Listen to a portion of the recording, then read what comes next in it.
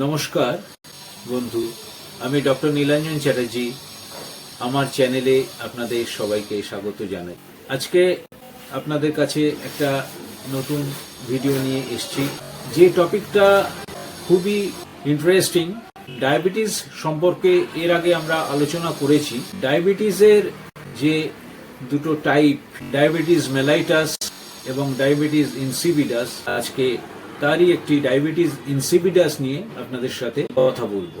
আপনাদের সাথে আজকে ডায়াবেটিস ইনসিপিডাস নিয়ে আলোচনায় তুলে ধরবো এর যে কারণ বা কি ধরনের সিমটমস আমরা দেখতে পাই ডায়াবেটিস ইনসিপিডাসে এবং তার হোমিওপ্যাথিক চিকিৎসায় তার প্রতিকার। যারা চ্যানেলে নতুন, যারা ভিডিওটি দেখছেন, এখনো পর্যন্ত চ্যানেলটি সাবস্ক্রাইব করা হয়নি, তাদের কাছে অনুরোধ চ্যানেলটি সাবস্ক্রাইব করে পাশে থাকুন এবং পাশে যে বেল আইকনটা আছে সেটি যদি প্রেস করে রাখেন, তাহলে পরবর্তীকালে যখন আমরা আবার ভিডিও আপলোড করব তখন সহজেই সেই নোটিফিকেশনটা যাতে আপনাদের কাছে পৌঁছে যায়। ভিডিওটি ভালো লাগলে লাইক করতে পারেন।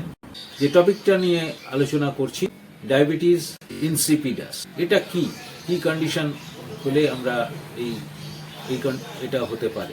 যখন আমাদের শরীরে অ্যান্টিডিউরেটিক হরমোন, ডায়াবেটিস ইনসিপিডাসটা কি?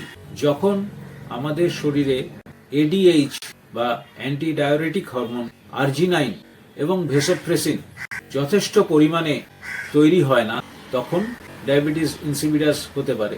অর্থাৎ আর্জিনাইন ও ভেসোপ্রেসিনের ডেফিসিয়েন্সি এই ডায়াবেটিস ইনসিপিডাসের অন্যতম কারণ।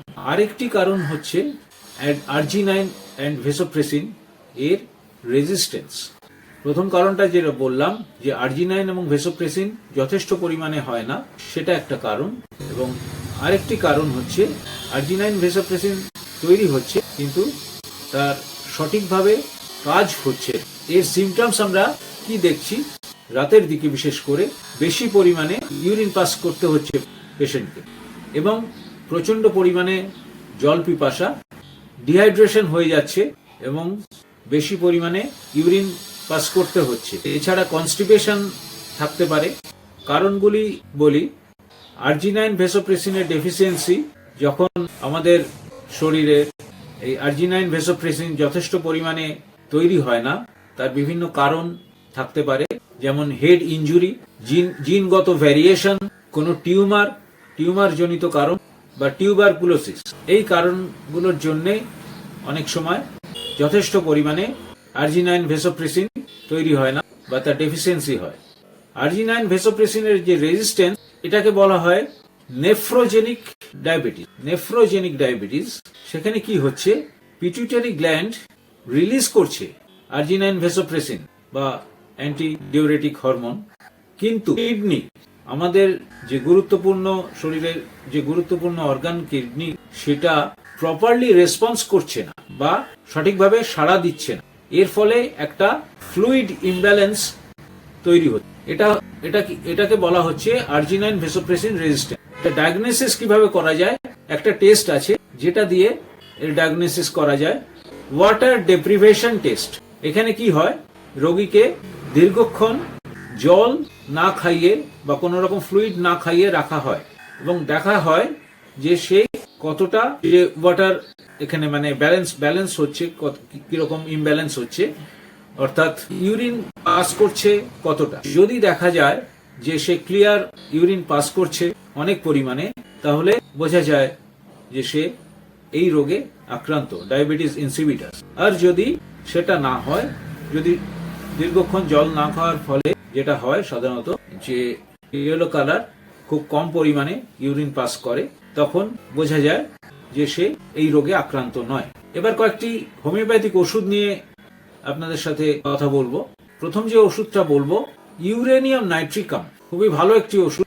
এখানে পেশেন্টের একটা ইমাসিয়েটেড চেহারা, অর্থাৎ যেন শরীরটা দুর্বল হয়ে যাচ্ছে, রোগা হয়ে যাচ্ছে, ইমাসিয়েশন, এবং তার সাথে পেশেন্টের ড্রপসি আছে, পেটে জল জমা, কোনো ইউরিনে কোনো সুগার পাওয়া যায় না। আরেকটি ওষুধ, ভালো ওষুধ, অ্যাসিটিক অ্যাসিড, যেখানে প্রচন্ড পরিমাণে জল পিপাসা বার্নিং থার্স্ট, জল পিপাসা, এবং খুব দুর্বলতা, ভীষণ উইকনেস, ইউরিন পাস করে প্রচুর পরিমাণে। আরেকটি ওষুধ অ্যাব্রোমা অগাস্টা, এখানেও উইকনেস আছে এবং ডিফিকাল্টি ইন ভিশন, চোখে দেখতে অসুবিধা হয়, অনেক পরিমাণে জল খায়, ঠান্ডা জল, বিশেষ করে ঠান্ডা জল, অধিক পরিমাণে জল খেতে হয়, জল পিপাসা, এবং তার সাথে সাথে ইনসমনিয়া, রাতে ঘুম হয় না ঠিক মতো, এবং ড্রপসি থাকতে পারে। এই ধরনের ক্ষেত্রে অ্যাব্রোমা অ্যাগোস্টা এই ওষুধটা দেয়া যেতে পারে। আজকে এই যে 3টে ওষুধ বললাম, 3টে ওষুধ হবে, বেশ কিছুদিন খেতে হবে, এবং তার সাথে সাথে পরীক্ষা নিরীক্ষাগুলো, সেগুলো যেগুলো প্রয়োজনীয় পরীক্ষা নিরীক্ষা, ব্লাড সুগার টেস্ট, এগুলো করে দেখতে হবে, এবং অবশ্যই নিকটবর্তী ডাক্তারবাবুর সাথে পরামর্শ করে নেবেন এবং তার পরামর্শ মেনে ওষুধ খাবেন। আজ এই পর্যন্ত, পরের ভিডিওতে আবার আপনাদের সাথে দেখা হবে। সবাই ভালো থাকবেন, সুস্থ থাকবেন, নমস্কার।